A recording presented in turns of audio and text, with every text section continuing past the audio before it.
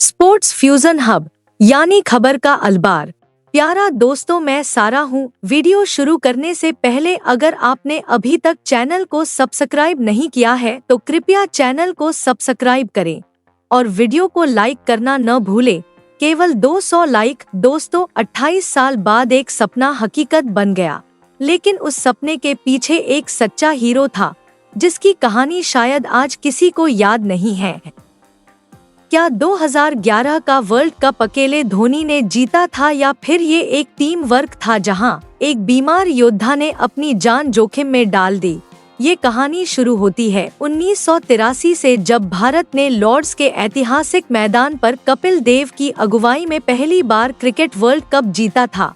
उस वक्त भारत को क्रिकेट की दुनिया की सबसे कमजोर टीम माना जाता था। लोग कहते थे कि भारत वर्ल्ड कप कैसे जीतेगा, लेकिन कपिल देव और उनकी सेना ने वो कर दिखाया जो नामुमकिन माना जाता था।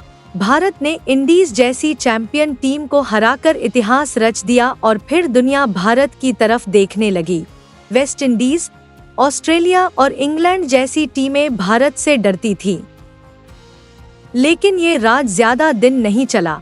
कपिल देव के बाद अजहरुद्दीन, सौरव गांगुली और राहुल द्रविड़ जैसे दिग्गज कप्तान आए, लेकिन कोई भी उस सुनहरी ट्रॉफी को दोबारा भारत नहीं ला सका। फिर आया 1996 वर्ल्ड कप सेमीफाइनल। भारत बनाम श्रीलंका, ईडन गार्डन्स, कोलकाता। लक्ष्य 292 रन का था। आसान तो नहीं था पर नामुमकिन भी नहीं। 98 रन पर सिर्फ 2 विकेट। फिर अचानक भारतीय बल्लेबाजी ताश के पत्तों की तरह ढह गई। 120 रन पर 8 विकेट और फिर कुछ ऐसा हुआ जो आज भी इतिहास में दर्ज है। भारतीय प्रशंसकों ने गुस्से में स्टेडियम में आग लगा दी। मैच रद्द कर दिया गया और क्लाइव लॉयड ने श्रीलंका को विजेता घोषित कर दिया। एक और विश्व कप भारत के हाथ से फिसल गया। 1999 आया, लेकिन भारत फिर चूक गया। भारत जिम्बाब्वे, दक्षिण अफ्रीका, ऑस्ट्रेलिया से हार गया और विश्व कप फिर एक सपना बनकर रह गया। फिर आया 2003 का विश्व कप और उसके साथ आया सौरव गांगुली का जोश। सौरव गांगुली ने उस समय भारतीय क्रिकेट को एक नई दिशा दी। टीम में सचिन तेंदुलकर और वीरेंद्र सहवाग जैसे विस्फोटक ओपनर, राहुल द्रविड़, मोहम्मद कैफ, युवराज सिंह जैसे भरोसेमंद मध्यक्रम के खिलाड़ी और ज़हीर खान नेहरा जैसे घातक गेंदबाज थे। पोंटिंग ने 140 रन बनाकर भारतीय गेंदबाजी की धज्जियां उड़ा दी और भारत को 360 रनों का पहाड़ जैसा लक्ष्य मिला। भारत ने कड़ा संघर्ष किया, लेकिन 234 रन पर आउट हो गया। एक और विश्व कप हार गया और अब भारत को जोकर कहा जाने लगा। हर भारतीय प्रशंसक के दिल में एक ही सवाल था, क्या हम फिर कभी विश्व चैंपियन बन पाएंगे? 2007 का विश्व कप आया। राहुल द्रविड़ की कप्तानी, धोनी की नई एंट्री, लेकिन किस्मत को कुछ और ही मंजूर था। पहले मैच में बांग्लादेश से बुरी हार, दूसरे मैच में बरमूडा से जीत, लेकिन श्रीलंका से शर्मनाक हार। भारत ग्रुप स्टेज से ही बाहर हो गया। पूरे देश में गुस्सा था, नफरत फैली और क्रिकेटरों का बहिष्कार शुरू हो गया। हर गली मोहल्ले से एक ही आवाज थी, इस टीम ने हमें फिर से शर्मसार कर दिया। लेकिन क्या यही भारतीय क्रिकेट का अंत है? क्या भारत फिर कभी विश्व कप नहीं जीत पाएगा? रुकिए, क्योंकि इसके बाद शुरू होती है धोनी युग की सबसे बड़ी कहानी, जहां रांची का एक लड़का पूरे देश की उम्मीद बन गया। भारतीय क्रिकेट एक ऐसे दौर से गुजर रहा था जिसे आज भी उसके इतिहास के सबसे काले दौर के तौर पर याद किया जाता है। कोच ग्रेग चैपल और टीम इंडिया के बीच तनाव, ड्रेसिंग रूम में विवाद, बड़े बड़े दिग्गजों की फॉर्म पर सवाल और पूरे देश का भरोसा धीरे धीरे टूट रहा था। भारतीय क्रिकेट बिखरता सा जा रहा था, एक अंधेरी सुरंग में फंस गया था और तब टीम इंडिया को एक योद्धा की जरूरत थी, एक ऐसे लीडर की जो न सिर्फ टीम को संभाले बल्कि इस डूबती नैया को पार भी लगाए। और तभी बीसीसीआई ने एक ऐसा ऐलान किया जिसने भारतीय क्रिकेट की तकदीर बदल दी। 2007 T20 विश्व कप के लिए भारत का नया कप्तान चुना गया। महेंद्र सिंह धोनी का चेहरा शांत, लेकिन अंदर ही अंदर वो ज्वालामुखी की तरह उबल रहे थे। न कोई अहंकार, न कोई दिखावा। मैदान पर सिर्फ बेजोड़ तकनीक और फिनिशिंग स्किल। धोनी ने मैदान की कमान संभाली और पहले ही टूर्नामेंट में भारत को विश्व विजेता बना दिया। 2011 का विश्व कप एक ऐसा विश्व कप था जो हर भारतीय के दिल की धड़कन बन गया था, क्योंकि ये सिर्फ एक टूर्नामेंट नहीं था, ये एक ऐसा सपना था जो पिछले 28 सालों से अधूरा था। और इस बार सिर्फ जीत ही दांव पर नहीं थी, दांव पर लगा था सचिन तेंदुलकर का सपना, क्रिकेट का वो भगवान जिसने जिंदगी भर देश के लिए खेला, हर रिकॉर्ड अपने नाम किया।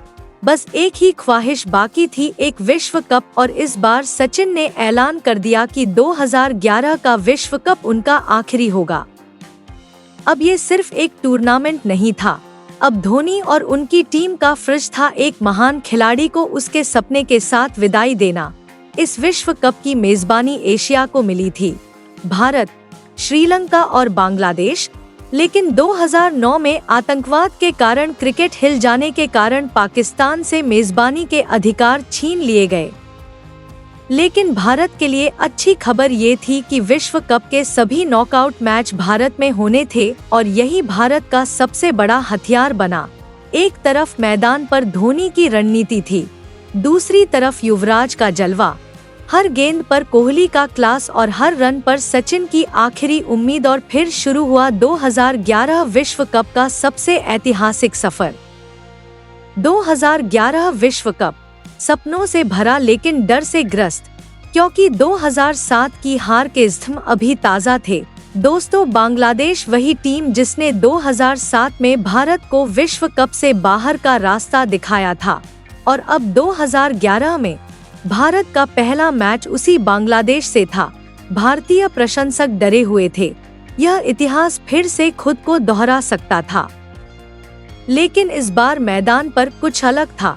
इस बार भारत के पास वीरेंद्र सहवाग का जुनून था, विराट कोहली का आत्मविश्वास और सबसे बढ़कर महेंद्र सिंह धोनी जैसा चतुर कप्तान और मास्टरमाइंड फिनिशर। 19 फरवरी 2011 विश्व कप का पहला मैच। भारत ने पहले बल्लेबाजी की और फिर मैदान पर तूफान मचा दिया।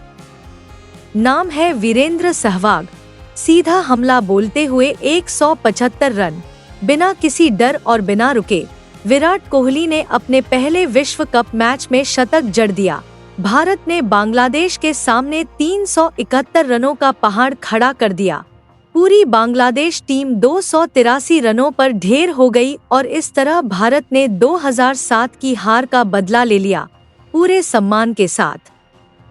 उसके बाद इंग्लैंड के खिलाफ मुकाबला हुआ, जहां सचिन तेंदुलकर ने अपने अनुभव का जादू दिखाया। एक और विश्व कप शतक। भारत ने इंग्लैंड को 339 रनों का लक्ष्य दिया, लेकिन इस मैच में कुछ ऐसा हुआ जो शायद प्रशंसक नहीं चाहते थे। मैच टाई हो गया। इंग्लैंड की असाधारण बल्लेबाजी से भारतीय गेंदबाज दंग रह गए। केवल एक व्यक्ति, ज़हीर खान, पूरी पारी के दौरान लड़ते रहे, बाकी गेंदबाज फीके पड़ गए थे। लेकिन उसके बाद भारत को होश आया। उन्होंने आयरलैंड और नीदरलैंड को आसानी से हरा दिया और अपनी प्रतिष्ठा फिर से स्थापित की। फिर आया दक्षिण अफ्रीका, जहां भारत को एक करीबी मुकाबले में हार का सामना करना पड़ा। ऐसा लग रहा था जैसे फिर से कुछ गलत हो रहा है। अब भारत के पास लीग चरण में अपना आखिरी मौका था और यह चेन्नई के मैदान पर वेस्टइंडीज के खिलाफ मुकाबला था। सचिन तेंदुलकर खुद अपने बल्ले से आती आवाज सुन सकते थे। बिना किसी तर्क के उन्होंने अपना बल्ला उठाया और पवेलियन लौट गए। पूरा स्टेडियम धूप से भर गया था, लेकिन भारत के दिल में गर्व का तूफान था। यही कारण है कि सचिन को आज भी क्रिकेट का भगवान कहा जाता है, क्योंकि उन्होंने सिर्फ दौड़ नहीं लगाई, उन्होंने ईमानदारी का इतिहास रचा। 2011 में यह सफर आसान नहीं था। हर मैच एक नया टेस्ट था। हर खिलाड़ी मैदान पर अपनी जान देता नजर आया। लेकिन टीम इंडिया सिर्फ खिलाड़ी नहीं थी, वे योद्धा थे और एक पूरा देश उनके पीछे खड़ा था। जब सचिन आउट हुए तो ऐसा लगा कि पारी ज्यादा देर तक नहीं चलेगी, लेकिन एक छोर पर खड़ा एक योद्धा था। युवराज सिंह का शरीर गर्मी के कारण टूट रहा था। उन्हें सांस लेने में तकलीफ हो रही थी, लेकिन उनका मन उन्हें हार न मानने के लिए कह रहा था। चोटिल होने के बाद उन्हें रिटायर होने की सलाह दी गई थी, लेकिन इस शेर ने कभी अपने दर्द को बहाना नहीं बनने दिया। यही असली हीरो है। अब बारी थी कंगारुओं का सामना करने की। टीम लगातार 3 वर्ल्ड कप जीत चुकी थी। पूरे देश में उत्साह था, लेकिन टीम इंडिया का मनोबल कुछ और ही था। रिकी पोंटिंग के शतक की बदौलत ऑस्ट्रेलिया ने 260 रन बनाए। लक्ष्य भी छोटा नहीं था। ऊपर से सहवाग ब्रैडली मिशेल जॉनसन जैसे गेंदबाजों के सामने जल्दी आउट हो गए, लेकिन फिर सचिन और गंभीर मैदान पर आए और अर्धशतक जड़े। फिर वो पल आया जब टीम इंडिया नाकाम रही, लेकिन युवराज और रैना ने मिलकर तूफानी शुरुआत की और फिर ब्रैडली की गेंद पर युवराज के विजयी रन के 4 रन। युवराज ने शेर की दहाड़ के आगे घुटने टेक दिए और कंगारुओं को बता दिया कि अब भारत क्रिकेट का नया बादशाह है। अब भारत और पाकिस्तान के बीच महामुकाबले का समय आ गया है। फिर आए मास्टर ब्लास्टर सचिन तेंदुलकर। उनकी किस्मत ने भी उनका साथ दिया। उन्हें 5 बार जीवन दान मिला, लेकिन उन्होंने 85 रनों की बेशकीमती पारी खेलकर भारत को 260 रनों तक पहुंचाया। जवाब में पाकिस्तान की पारी लड़खड़ा गई। नेहरा, मुनाफ, जहीर, हरभजन सभी ने मिलकर दबाव बनाया और पाकिस्तान 231 रनों पर ऑल आउट हो गया। भारत ने फिर इतिहास रच दिया। विश्व कप में पाकिस्तान को हराकर फाइनल में प्रवेश किया। पूरा देश खुश था। अब मंजिल बस एक कदम दूर थी। 2 अप्रैल 2011 को मुंबई का वानखेड़े स्टेडियम खचाखच भरा हुआ था। बॉलीवुड सितारों से लेकर बिजनेस टाइकून तक सबकी आंखों में एक ही ख्वाहिश थी, इस बार विश्व कप भारत का हो।